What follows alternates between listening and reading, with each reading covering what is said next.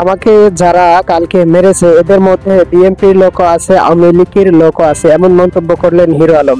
আপনারা দেখতে পাচ্ছেন হিরো আলমকে কালকে কিছু সংখ্যক মানুষ বেপরোয়া মারধর করে তাকে কিন্তু সে যখন কোর্টের সামনে আওয়ামী লীগের কিছু নেতাকর্মীদের জন্য সে কিন্তু কেস লড়তে গিয়েছিল, সেখান থেকে কিন্তু তাকে ডেকে ধরে নিয়ে বেপরোয়া মারধর করে। এবং আপনারা দেখতে পাচ্ছেন এখানে কিন্তু খুবই অল্প কিছু সংখ্যক মানুষ, মাত্র 10 থেকে 15 জন মানুষ তাকে কিন্তু এখানে মারতেছে। আপনারা দেখতে পাচ্ছেন চতুর্থ সাইডে প্রচুর মানুষ থাকা সত্ত্বেও কিন্তু তাকে বেপরোয়া ভাবে মারতেছে।